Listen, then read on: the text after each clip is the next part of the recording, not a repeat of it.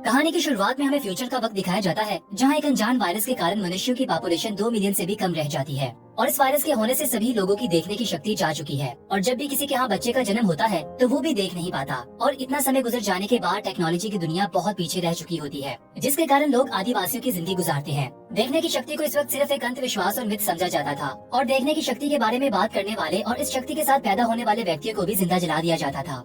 अंधे होने के कारण कुछ व्यक्तियों की बाकी सेंस बहुत तेज हो जाती है, जिसकी हेल्प से वो कबीले वालों को रास्ता दिखाते हैं और आने वाले वक्त और मौसम की भविष्यवाणी भी करते हैं। इसके बाद हमें सीरीज में कैंजुआ नामी सिटी दिखाया जाता है, जिसे क्वीन रन करती है, जिसका नाम कैन होता है। इसकी एक आर्मी होती है जिसे विच फाइंडर आर्मी कहते हैं। क्वीन बहुत ही ज्यादा धार्मिक होती है और देखने की शक्ति के बारे में बात करने वालों को बहुत ही जानलेवा तरीके से मार देती है और वही सब पर हुकूमत चलाती है। विच फाइंडर आर्मी का काम ऐसे व्यक्तियों को ढूंढ कर लाना होता है जो देख सकते हैं। क्वीन टेक्नोलॉजी के दौर से बचे हुए डैम को कंट्रोल करती है और वही इसकी मालिक होती है और इस पर कब्जा करके वहीं पर इसका महल बनाया गया होता है। इसके बाद हमें सीरीज में एल्कनी कबीला दिखाया जाता है, जो घने जंगलों के बीच में बना होता है, जिसका एक सरदार होता है जो बहुत ही नाडर और ताकतवर होता है। इसका नाम बाबा वॉस होता है। फिर हमें कबीले में बाबा वॉस की पत्नी मैगरा दिखाई जाती है, जो बच्चे को जन्म देने वाली है और इसकी मदद करने के लिए कबीले की बुजुर्ग महिला पेरिस इसकी मदद कर रही होती है। मैगरा कबीले के सरदार और अपने पति बाबा वॉस के बारे में पूछती है, जिस पर पेरिस उसे बताती है कि वो बाकी आदिवासियों के साथ कबीले से बाहर इससे भी ज्यादा अहम काम के लिए निकले हुए हैं। तो दोस्तों, यहाँ पर हमें पता चलता है कि कबीले पर विच फाइंडर्स का हमला होने वाला है, जिन्हें लगता है कि मैगरा एक विच है और इसे और इसके बच्चों को मारने के लिए इनके रास्ते में जो भी आएगा वो इनकी जान ले लेंगे। कबीले के लोग अपने सरदार की पत्नी की सुरक्षा के लिए एकजुट होकर लड़ने के लिए तैयार हो जाते हैं। अंधे होने के बावजूद वो लड़ाई में काफी माहिर होते हैं और बाकी सेंस यानी सूंघने और सुनने की शक्ति से इस बात का पता लगा लेते हैं कि विच फाइंडर यहाँ से करीब ही है और 200 लोगों के साथ वो बहुत सारे हथियारों के साथ इस पर हमला करने वाले हैं। बाबा वो सभी लोगों की हिम्मत बढ़ाता है और धार्मिक नाच करते हुए जंग का बोपो बजाकर सभी लोगों से ये वादा करता है कि वो कबीले की सुरक्षा के लिए अपनी जान देने को भी तैयार है। सभी लोग अपने लीडर की बात मानते हुए जंग के लिए तैयार हो जाते हैं।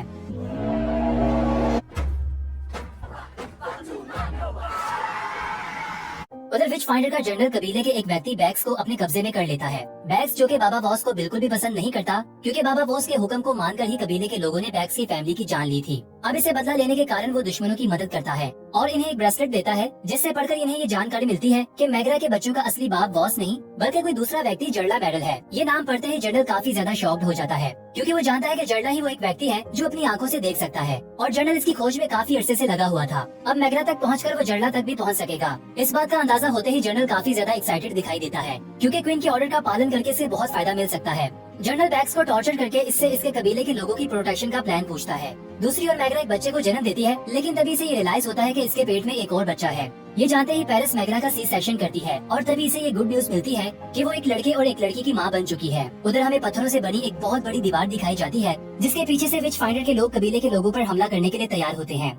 कबीले के लोग विच फाइंडर की आर्मी का मुकाबला करते हैं और जब इन्हें महसूस होता है कि आर्मी इन पर हावी हो रही है तो वो रस्सी काट देते हैं, जिससे बॉर्डर पर लगे पत्थर आर्मी पर गिरने लगते हैं और इसी के कारण विच फाइंडर की आधी आर्मी पत्थरों के नीचे दबकर मर जाती है। लेकिन तभी बाबा वॉस को ये फील होता है कि आर्मी के आधे लोग बच गए हैं, जो जनरल के साथ मिलकर तूफान के थम जाने के बाद फिर इन पर हमला करेंगे।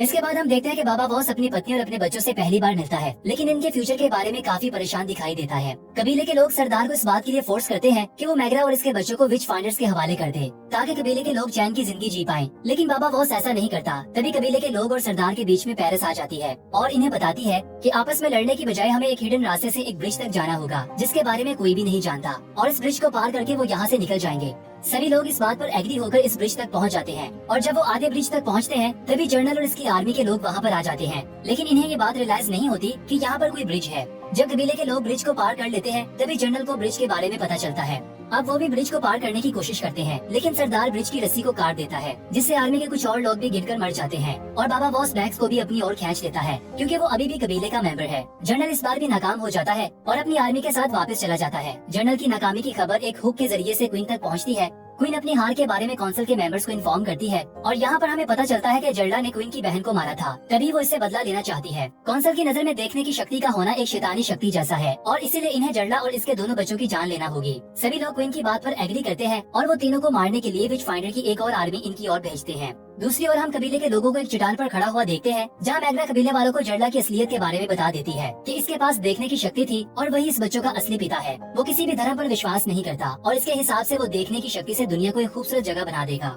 मैगरा कबीले वालों को जर्ला की बताई हुई एक ऐसी जगह पर ले जाती है जो मैजी की तरह है, यानी वहाँ और कोई नहीं आ सकता। सभी लोग इस वैली में आ जाते हैं और वहाँ आकर खुद को सुरक्षित फील करते हैं। फिर इसके बाद हम बाबा वॉस को अपने दोनों बच्चों के साथ देखते हैं, जहाँ वो एक नदी के किनारे लंबी सांस ले रहा होता है। तभी हमें ये बात नोटिस करवाई जाती है कि दोनों बच्चों के पास भी देखने की शक्ति है। कुछ समय के बाद हम बाबा वॉस को घने जंगलों में अपने बच्चों के साथ खाने की तलाश में भटकता हुआ देखते हैं। तभी अचानक एक बहुत ही भयानक भालू इन पर हमला कर देता है। बाबा वॉस इस भालू से मुकाबला करने की कोशिश करता है, लेकिन नाकाम रहता है। तभी अचानक से तीर इस भालू को जाकर लगता है और वो तीर चलाने वाला कोई और नहीं बल्कि बच्चों का पिता जर्ला होता है, जो दोनों को देखकर काफी ज्यादा खुश दिखाई देता है और बाबा वॉस को एक बॉक्स का पता बताता है और इसकी चाबी देता है और इसे ये बताता है कि 12 साल होने के बाद इन बच्चों को ये डब्बा दे दे। इस डब्बे में क्या था ये बताए बगैर जर्ला वहाँ से निकल जाता है। बाबा वॉस इसे आवाजें देता है, लेकिन वो यहाँ से जा चुका होता है। बैक्स, जो कि अभी भी दुश्मन लोगों की मदद करना चाहता है, बाबा वॉस की आवाज को सुन लेता है और इसके बारे में अपनी चची को बताता है। बाबा वॉस की ऑर्डर पर बैक्स के पेरेंट्स को मार दिया गया था। इसी बात के कारण इसकी बाकी फैमिली बाबा वॉस के खिलाफ है। इस बारे में जानकारी लेने के लिए वो एक लड़की शैडो की मदद लेते हैं। इसके पास इनविजिबल रहने का टैलेंट है, यानी वो कबीले में रहती है,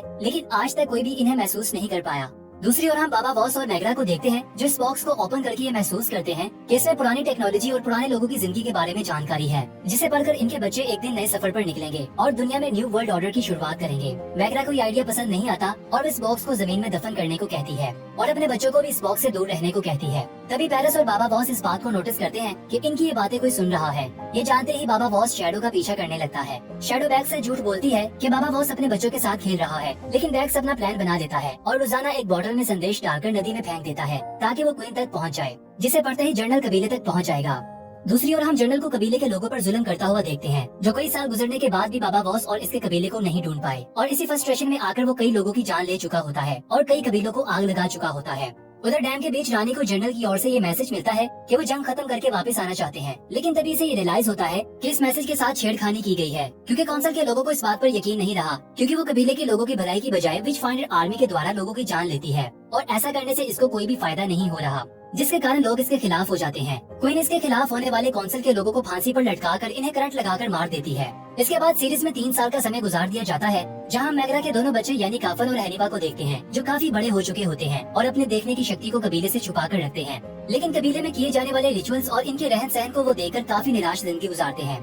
आखिरकार 12 साल का समय गुजर जाता है और वो दोनों बड़े हो जाते हैं। फिर हम मैगरा और पेरिस को तालाब के किनारे पर बातें करता हुआ देखते हैं, जहां वो डिस्कस करते हैं कि दोनों बच्चों के पिता के बताए हुए रास्ते पर इन्हें चलना चाहिए या फिर नहीं। मैगरा पेरिस को बताती है कि वो चाहती है कि इसके बच्चे नॉर्मल जिंदगी जिए, लेकिन पेरिस इसे बताती है कि इसे अपने बच्चों को इनकी जिंदगी का फैसला खुद करने देना चाहिए, ताकि वो हमसे बेहतर जिंदगी जी पाएं और इन्हें बॉक्स दे देना चाहिए। इसके बावजूद रात होते ही पेरिस दोनों बच्चों को बुलाकर इन्हें बुक्स दे देती है, लेकिन वो बुक्स लेने से इनकार कर देते हैं, क्योंकि वो अपनी माँ को निराश नहीं करना चाहते।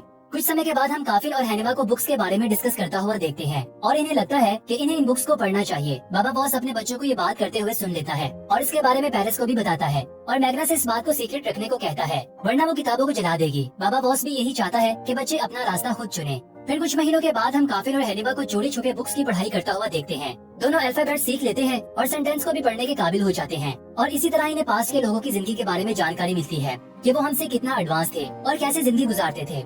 इसके बाद दूसरी ओर हम देखते हैं कि एक लड़की को नदी के किनारे बैग्स की बेची हुई वो बॉटल मिल जाती है और दूसरी ओर हम जनरल को क्वीन के पास कई सालों बाद वापस आता हुआ देखते हैं। वो आते ही क्वीन के आगे झुक जाता है और इसे बताता है कि वो हजारों घोड़ों, कई किलो गंदम और बहुत सारा जरूरी सामान लेकर वापस आया है, लेकिन वो जर्ला को नहीं ढूंढ पाया। जनरल ये जानता है कि इसे मौत की सजा सुनाई जाएगी, लेकिन वो क्वीन को अपनी आखिरी इच्छा बताता है कि मरने के बाद वो वॉरियर के नाम से याद किया जाए। क्वीन इस बात पर एग्री हो जाती है और जनरल को डैम से कूद जाने को कहती है।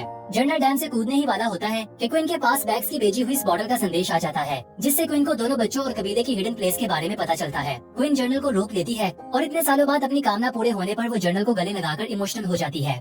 दूसरी ओर कबीले में हॉर्न बजता है, जिसे सुनकर सभी एक जगह इकट्ठा हो जाते हैं और काफन और हैनिबा भी वहाँ पर आ जाते हैं, जहाँ सबको पता चलता है कि बैग्स अपनी आंटी के साथ रिलेशन में था, जिसके कारण इनके यहाँ एक ऐसे बच्चे का जन्म होता है जो कि नॉर्मल नहीं होता। यहाँ कबीले वालों के लिए एक नई समस्या खड़ी हो जाती है, क्योंकि कबीले की संख्या बहुत कम रह जाती है, जिसके कारण लोग अपने रिश्तेदारों से ही संबंध बनाने लगते हैं। पेरिस सभी लोगों को ये मशवरा देती है कि इन्हें बाकी कबीले वालों के साथ मिलकर ताल्लुकात बनाने होंगे, ताकि अपने कबीले की संख्या को बढ़ाकर इस प्रॉब्लम को सॉल्व किया जा सके। अपने बच्चों की सुरक्षा के बारे में सोचते हुए सरदार इस फैसले को खतरनाक बताता है, क्योंकि ऐसा करने से क्वीन इन्हें ढूंढ लेगी। लेकिन सभी लोग पेरिस के साथ हो जाते हैं, जिसके कारण बाबा वॉस को अपने बच्चों को छोड़कर अभी कबीले वालों के साथ जाना पड़ता है। अगली सुबह बाबा वॉस, मैगरा, पेरिस और कबीले वालों के साथ एक फेस्टिवल में भाग लेने के लिए निकलते हैं और रात होते ही वो फेस्टिवल में पहुंच जाते हैं। काफन और हैनिबा भी इनका पीछा करते हुए वहाँ पर आ जाते हैं। तभी दोनों को रियलाइज होता है कि ये कोई फायर फेस्टिवल है जिसमें वो लोगों को जलाने वाले हैं, क्योंकि इन पर झूठा आरोप है कि वो देख सकते हैं। पादरी फेस्टिवल को शुरू करते हैं और बेकसूर लोगों को आग लगा देते हैं। उन्हें जलता हुआ देखकर कबीले के लोग इसके इर्द गिर्द नाचने लगते हैं और एक दूसरे के साथ मिलन करने लगते हैं।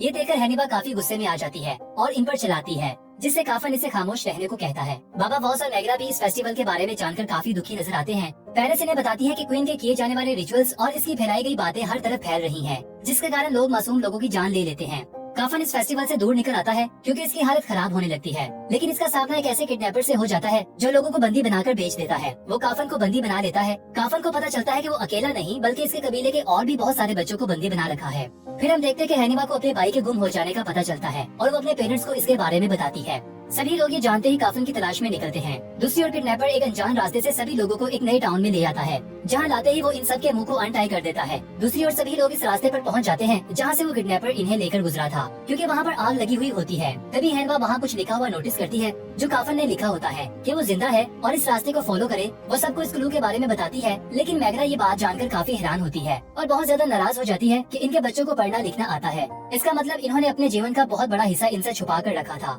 लेकिन हैनिबा उसे बताती है कि वो अपने असली फादर के रास्ते पर चलना चाहती है। इस वक्त सभी लोगों के लिए काफन को ढूंढना ज्यादा अहम था, इसीलिए वो वापस अपने मिशन पर ध्यान देते हैं। थोड़ी देर बाद ये ग्रुप इस टाउन पर पहुंच जाता है जहाँ पर किडनैपर्स ने सभी को बंदी बनाकर रखा था। बाबा वॉस सभी लोगों को यहाँ पर रुकने को कहता है कि वो अकेला ही इस मिशन पर जाएगा। हैनिबा साथ देना चाहती है, लेकिन बाबा वॉस इसे रोक देते हैं, क्योंकि वो अपनी बेटी को अपना वो रूप नहीं दिखाना चाहते जिससे वो लोगों की जान लेगा, क्योंकि इसने अपनी जिंदगी में बहुत सारे लोगों को बहुत बुरे तरीके से मारा है। बाबा वॉस टाउन में एंटर हो जाता है और वहाँ खड़े एक पहरेदार को बंदी बनाकर इसकी जगह पहुँच जाता है जहाँ किडनैपर ने सभी लोगों को रखा होता है। काफन अपने पिता को देखते ही इसे सिग्नल देता है और इसके बाद बाबा बॉस एक बेस्ट में बदल जाता है, यानी वो बहुत ही जानलेवा तरीके से एक एक करके सभी लोगों की जान लेने लगता है। बाबा बॉस का ये रूप देखकर इसका बेटा भी अपने पिता को एक पल के लिए नहीं पहचानता। इसके बाद आखिर में बाबा बॉस ग्रुप के मेन लीडर पर हमला करता है और आखिर में अपनी तलवार इसके गले में घुसाकर इसकी जान ले लेता है। अपने बेटे काफन को वापस पाकर मैगरा इसे गले लगाती है, लेकिन तभी उसे वो बात याद आ जाती है कि इसके बच्चों ने इससे झूठ बोला। कबीले में वापस पहुंचते ही हैनिबा और काफन अपनी माँ को बताते हैं कि इन्हें एक न एक दिन अपने पिता के बताए हुए रास्ते पर चलना ही था। इस बार मैगरा अपने बच्चों को स्वीकार कर लेती है और इन्हें गले लगाती है और बताती है कि वो हमेशा कबीले के मेंबर्स रहेंगे, चाहे वो कहीं भी चले जाएं। उधर बाहर बाबा बॉस को कुत्तों के भौंकने की आवाजें आती है, जिसे सुनकर इसे ये रियलाइज होता है कि जनरल और इसकी आर्मी मैगरा और इसके बच्चों को लेने के लिए कबीले पर हमला करने वाले हैं। जनरल कबीले के लोगों के करीब पहुंच जाता है और सभी लोगों को अपने कब्जे में कर लेता है। काफन बड़ी चालाकी से बैग्स को बंदी बनाकर अपनी फैमिली को वहां से चोरी छुपे निकालने में कामयाब हो जाता है और सरदार बाबा बॉस अपनी फैमिली के साथ कबीले से अपनी राहें जुदा कर लेता है। लेकिन इनके साथ शैडो भी जाना चाहती है और अपनी माँ से वादा लेकर इनके साथ निकल पड़ती है। बैग्स ने इनके साथ जो कुछ किया, हैनिबा इसके कारण बैग्स की जान लेना चाहती है, लेकिन काफन ऐसा करने की बजाय उसे आजाद कर देता है, उसे ये रियलाइज करवाने के लिए कि इसके असल दुश्मन हम नहीं बल्कि जनरल और क्वीन है। लेकिन इसके बावजूद बैग्स कबीले में वापस जाकर जनरल को बाबा बॉस और इसकी फैमिली के भाग जाने के बारे में बता देता है, जिसके सुनते ही जनरल कबीले वालों के सामने एक घोषणा करता है कि जब तक वो काफन और हैनिबा को इसके हवाले नहीं कर देते, सारे का सारा कबीला विचिस यानी मॉन्स्टर समझा जाएगा और इन्हें सजा दी जाएगी। दूसरी ओर बाबा बॉस की फैमिली नदी के किनारे पहुंच जाते हैं, जहां पर इसने कई साल मेहनत करके एक बोट बनाई होती है, जिसमें सभी लोग बैठ जाते हैं। तभी वहां पर जनरल और इसकी आर्मी के लोग पहुंच जाते हैं। जनरल जर्ला के बच्चों के इतने करीब पहुंचने के बावजूद भी इन्हें पकड़ नहीं पाता, लेकिन ये सोचकर वो हार नहीं मानता और अपनी आर्मी को पानी के अंदर जाने को कहता है, जिनमें से एक व्यक्ति बोट तक आ जाता है। बाबा बॉस इसकी जान ले लेता है, जिससे आर्मी के लोगों को इनकी लोकेशन का पता चल जाता है और इसके बाद वो एक एक करके बोट पर हमला कर देते हैं। इस लड़ाई के बीच हैनिबा बैग्स को तीर से निशाना लगाकर मार देती है, जिससे बैग्स जख्मी हो जाता है। लेकिन जनरल गुस्से में आकर इसी तीर की मदद से बैग्स की जान ले लेता है और कश्ती इस तालाब और जनरल से काफी दूर निकल जाती है। इसके बाद जनरल कबीले के लोगों की जान लेने का फैसला करता है और उधर बोट में बैठी पेरिस सभी लोगों को जर्ला का दिया हुआ मैप दिखाती है, जिसके अनुसार इनके पास दो ऑप्शंस हैं, या तो इस नक्शे को फॉलो करेंगे या वो जंगल से होते हुए एक सेफ जगह पर पहुंच जाएंगे। सभी लोग वोट करते हैं, जिसमें वो मैप को फॉलो करने पर एग्री हो जाते हैं, लेकिन मैगरा इस बात पर एग्री नहीं होती और यहाँ पर कोई भी मैगरा की बात नहीं सुनता। दूसरी ओर क्वीन के पास काउंसिल में सभी लोगों को बाबा बॉस के फिर से बच निकलने की खबर मिल जाती है। सभी लोग क्वीन के खिलाफ हो जाते हैं, क्योंकि वो किंगडम के बारे में सोचने की बजाय धर्म के नाम पर लोगों की जान ले रही होती है। क्वीन ये बात भी रिवील कर देती है कि वो जर्ला से प्रेम करती थी, लेकिन इसने इसे कभी भी भाव नहीं दिया था। काउंसिल के लोग क्वीन पर आरोप लगाते हैं कि वो जज्बात में फैसला करके किंगडम का बहुत ज्यादा नुकसान कर रही है।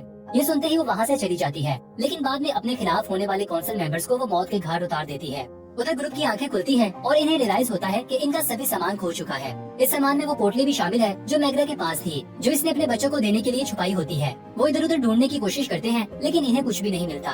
तभी काफन को दूर से एक व्यक्ति इनकी तरफ बढ़ता हुआ दिखाई देता है। दूसरी ओर क्वीन को इसकी असिस्टेंट बताती है कि सारी किंगडम इसके खिलाफ हो गई है और जल्द ही वो इसे तख्त से उतारने वाले हैं और इसे इसके किए की सजा भी मिलेगी।